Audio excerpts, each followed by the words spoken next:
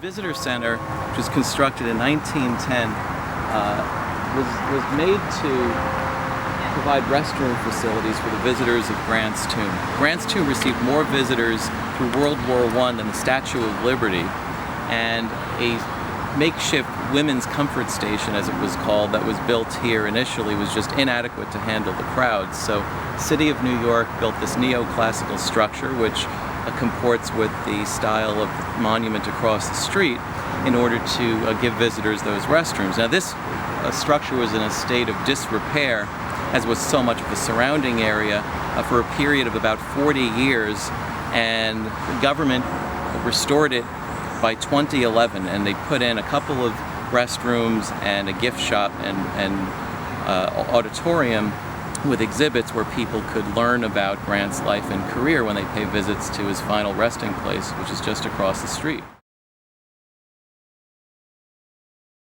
So this is Grant's tomb. A lot of people who visit ask the question, why is Grant buried in New York? Well, Grant, like the mythical Ulysses, never lived in one place for a very long period of time during his adult life, which is also typical of a professional soldier. In fact, he never lived longer in any one place as an adult than he did the White House, where he spent, of course, 8 years. Well, Grant, after his terms in the White House, went on a world tour, and in 1880 there was an unsuccessful attempt made to nominate him for a third term to the White House. In 1881, Grant and his family moved to New York City, where he invested all the family's money in an investment firm known as Grant & Ward. Now the Grant in that name was his son, Ulysses Jr., but Ulysses Sr. and all the other immediate family members put virtually all of their net worth into this firm. Unfortunately, Mr. Ward, Ferdinand Ward, was an unscrupulous man who made his money through really unseemly means, by what we would call today a Ponzi or a pyramid scheme. And although the Grants themselves were supremely honest people and they had no idea what was happening, they were unfortunately conned out of all of their money when the firm predictably went under in 1884. Now Grant at this time is living on 3 East 66th Street. He occupies that house from 1881 to 85. And it's then there in 1884 that he starts to write his memoirs in order to provide for his family in the aftermath of Grant & Ward's crash. Mark Twain is the publisher of the memoirs. Well, soon after he starts his memoirs, he learns that he is stricken with inoperable cancer of the throat, brought on in part by his habit through much of his adulthood, since the Civil War at least, of smoking cigars. And he realizes then that it's just a matter of time before he would die. So the last year of his life is really a poignant story of this race against death to complete these memoirs and provide for his family. About 6 weeks before his death, Grant was moved up to a cottage in Mount McGregor, just north of Saratoga Springs in the Adirondacks. And it's there that Grant completed the memoirs roughly July 19th and died 4 days later, July 23rd, 1885. Now what a lot of people don't realize is just how famous, just how esteemed Grant was in his own lifetime. He was regarded as the equal of George Washington and Abraham Lincoln at the time of his death, and it was known by the newspapers that that his death was imminent, because his cancer was not a secret. Well, right after Grant died, Mayor William Grace of New York approached the Grant family and offered, after looking at some different options, this spot in Riverside Park, which occupies bluffs overlooking the Hudson River, which it was thought would provide a suitable resting place for the former Union commander and the 18th president.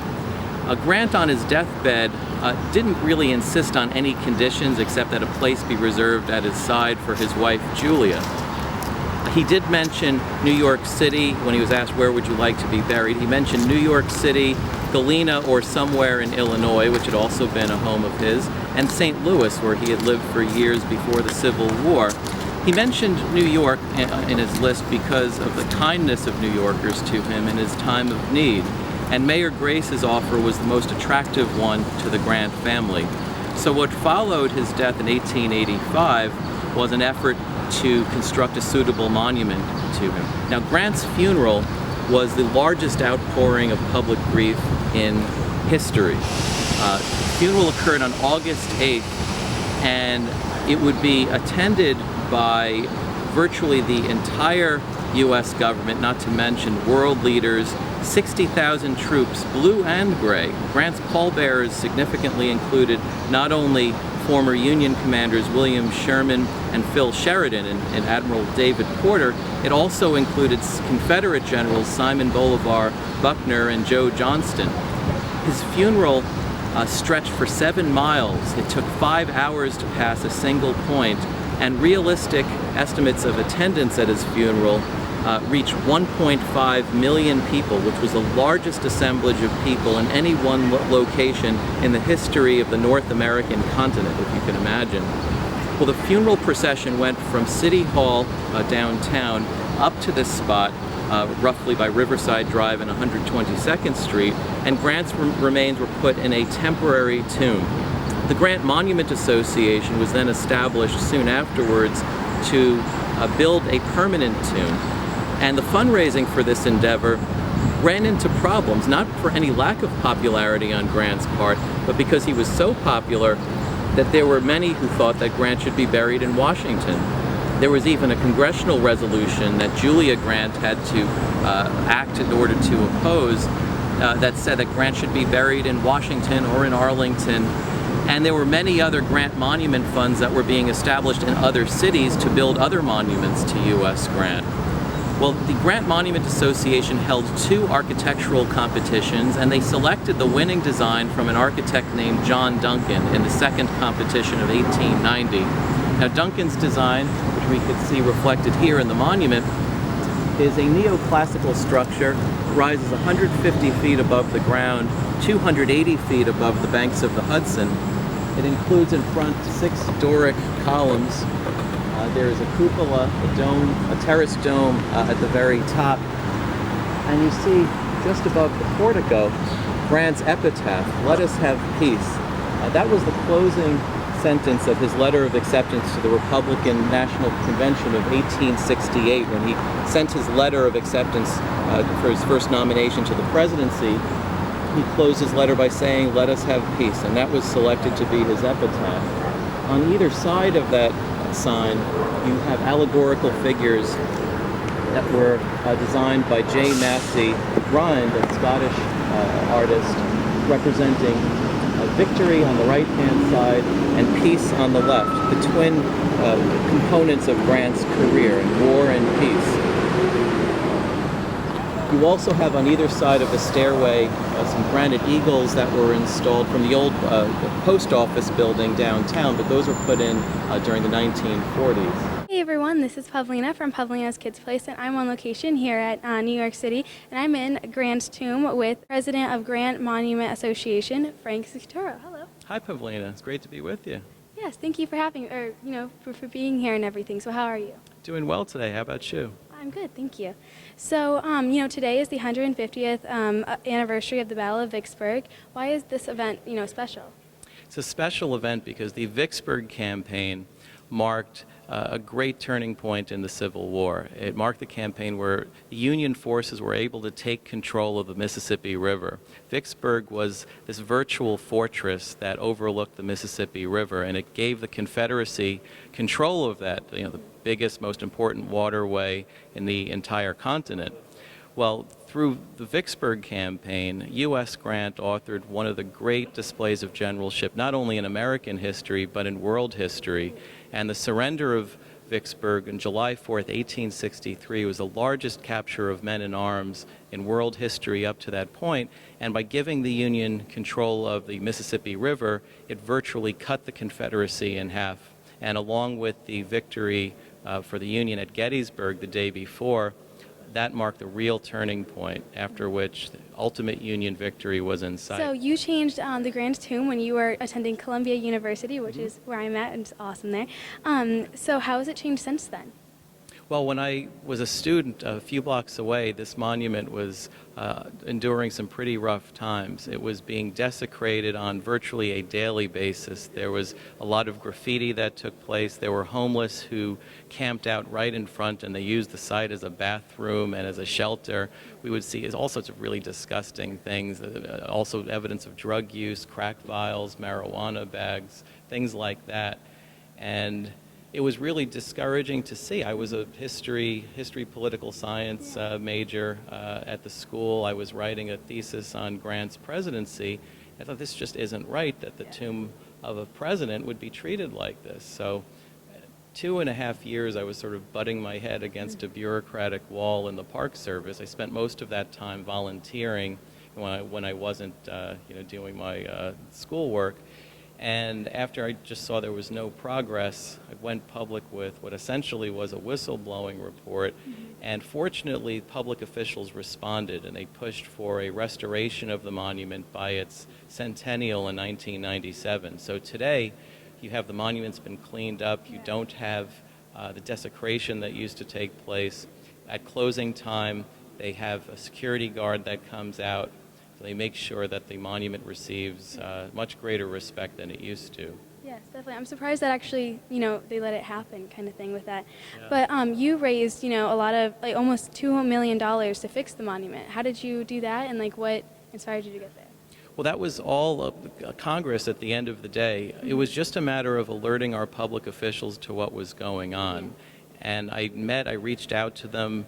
I wanted to document very thoroughly what was going on with the monument. So the report that I put together, if you include exhibits, it totaled 325 pages. Wow. But the most compelling part of that were the visuals, the pictures. Pictures tell a story like nothing else. So we had a lot of exhibits to the report that depicted the desecration that took place, that confirmed that, yeah, this really is going on here. And once the congressional delegation was informed of it, and yes, it took many attempts, you have to sometimes call people, then call them back, then call them again before you get a single answer. But once they were aware of what was happening, they realized it's unacceptable. We have to really change things here. And fortunately, that's what made the difference. So Congress appropriated the $1.8 million for the refurbishment of the monument. They also tripled the annual operational budget to reflect the security needs that they would then provide at the monument. So what are your upcoming plans and events? Well, we have the 150th anniversary of Vicksburg this year. In 2 years, we would like to do something special for the 150th anniversary of Lee's surrender at Appomattox. Oh, yeah. So yeah, we're talking to West Point about hopefully getting a band concert here. We would like to have a scholars conference somewhere nearby, perhaps at Columbia, but somewhere not too far away in New York City. We still have to work out the details, but I would like people to come together and really commemorate that event. So that's something else that we are planning to commemorate. Also, with respect to site maintenance, there still is some work to be done. There are areas just north of the tomb, behind the tomb, that need to be refurbished, that are on New York City property. While the tomb and the plaza in front are looking much better than they used to, there's always work to be done, and there is some preliminary maintenance work that still has to be done to that area just behind. One of the lessons in all this is that eternal vigilance is necessary by the people. You can never take these things for granted, never assume that they'll just take care of themselves. You always have to keep a watchful eye and make sure that our national treasures are being cared for. Yeah, definitely. Well, thank you so much for talking to me. Thank you, Pavlina. It's so great to be with you. Thanks for joining me today. Victories at Forts Henry and Donelson in Tennessee in February of 1862. He followed that up with another staggering but costly victory at Shiloh in April of '62. This is all stuff that's going on west of the, in the western theater of the war, west of the Appalachians. In 1862, most of the focus of the country was on the eastern theater of the war. And that theater was not going well for the Union at all. They suffered a terrible defeat during the Peninsular Campaign between March and July of 1862. That was followed by their defeat at Second Bull Run in August.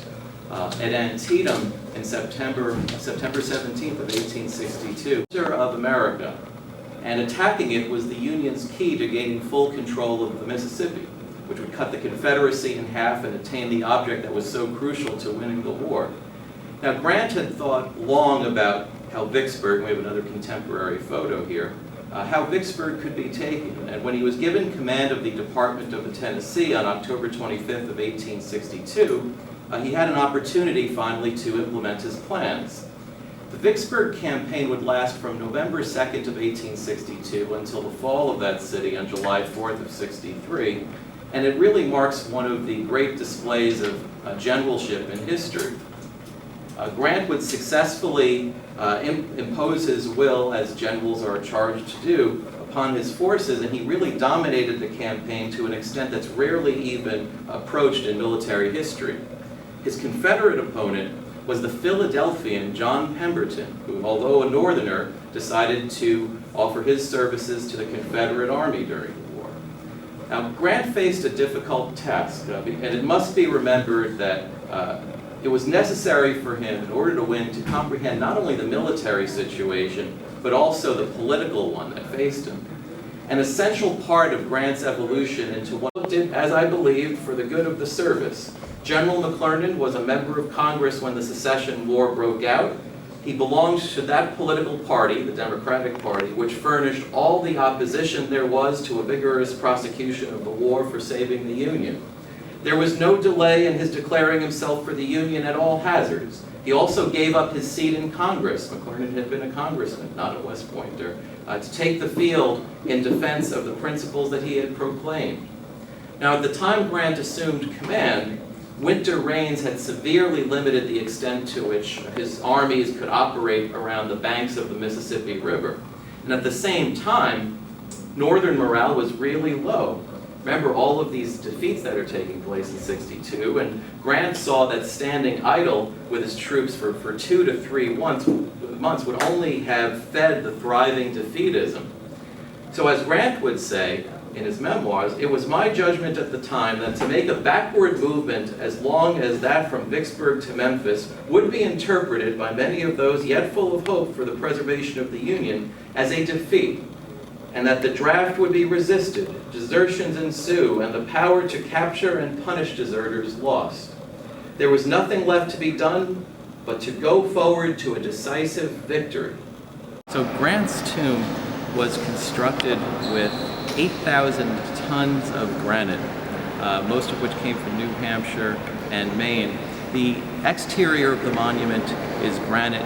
The interior is made from Lee and Carrara marble from Massachusetts and from Italy, some of the finest material that was available. The construction of Grant's tomb cost $600,000, and that was raised among 90,000 people, the vast majority of them New Yorkers. And really the success of that fundraising effort is attributable largely to General Horace Porter, who had been an aide-de-camp to Grant during the Civil War and later served as a presidential secretary during Grant's terms in the White House. In 1892, Porter took over as president of the Grant Monument Association, which was struggling, for reasons we were talking about, to raise the funds that were needed for the monument. But Porter saw to it that you would have donation boxes, subscription ads, placed in every location possible in New York City, streetcar stations and newspapers. He created fundraising committees consisting of about 2,500 people altogether, and they would include everyone from publishers to bricklayers. Altogether, they would raise the funds that were necessary for the construction of the monument.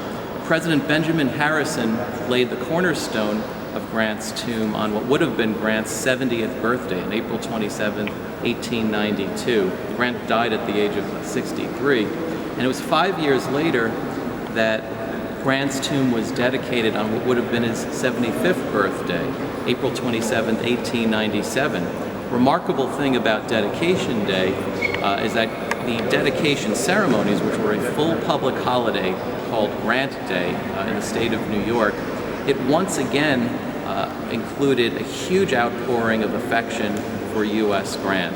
President William McKinley and General Porter delivered addresses dedicating the monument, but only after a ceremony that included about 55,000 marchers. And again, the dedication of the tomb is witnessed by about 1 million spectators. This is a remarkable thing. 12 years after Grant's death, there's still this outpouring of affection for the former general and president.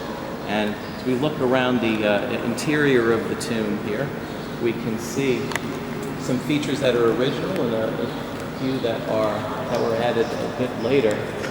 Now, if you look straight up here, I mentioned J. Massey Rhind, the Scottish artist. He put allegorical depictions in these pendentives, as they're called, these triangular sections that depict starting up here and then going counterclockwise Grant's birth, his military life, his civilian life, and his death. You also have consummate American symbols, eagles, shields, and wreaths, which of course are typical of final resting places that you have strewn throughout the monument.